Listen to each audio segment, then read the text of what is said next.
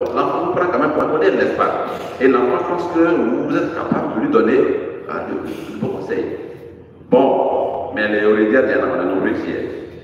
Nous sommes nombreux, oui. Nous sommes nombreux souvent qui donnons des mauvais conseils à ceux qui nous voient. Je prends la simple. Une fille vient te voir, ah, maman, bon, ça fait comme c'est compliqué. Bon, mes crayons sont perdus. Vous dites quoi? Il fallait avorter. Ça va ça? Il y a des parents qui font ça. Voilà, un mauvais conseil. Demain, c'est là. Peut-être que tu avais prévu qu'elle est seule fils, une seule fille. Bon, tu allais tuer ça là. Maintenant, je suis marié, il n'y a plus d'enfant. Qui est responsable? Je ne sais pas ce que j'ai fait à Dieu. Voilà, après. Les mauvais choix que nous faisons là ont des conséquences. Et quand les conséquences, c'est négatif, il n'y a rien à faire. Alors, frères et sœurs, aujourd'hui, là, qu'est-ce que nous faisons? Est-ce que nous pensons, nous construisons, ou bien nous détruisons tout autour de nous par nos mauvais choix ou nos mauvais conseils? Cinquième pain que je voudrais vous donner à manger, c'est que la vraie liberté, elle est intérieure.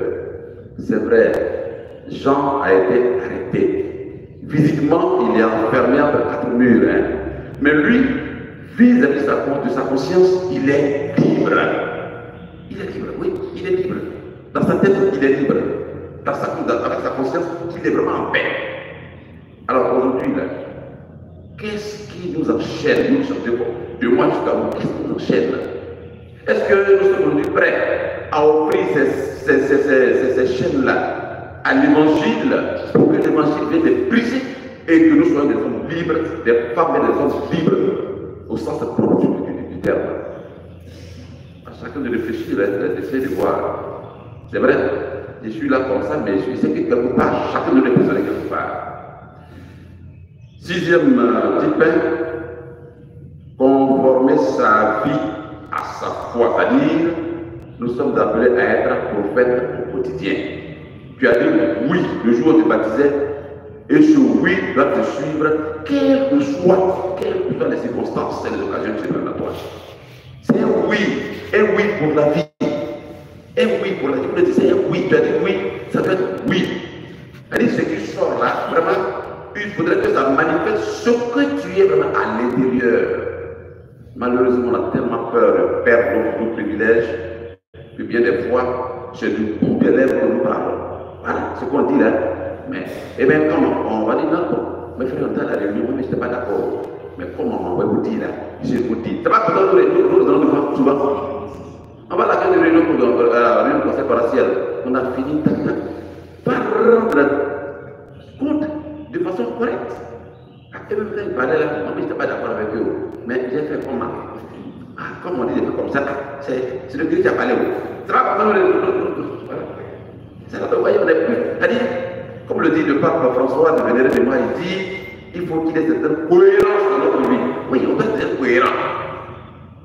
Il faut être cohérent. On n'est pas cohérent, frères et sœurs. Et ça, c'est pas bon. C'est pas bon.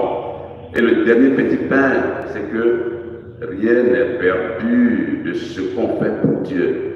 Jean, c'est vrai, il y a longtemps, hein, son martyr, c'est depuis son martyr, il n'est pas il y a longtemps, c'est pas ça. Mais ce qui est le plus important, c'est que vous voyez, son martyr continue toujours de parler.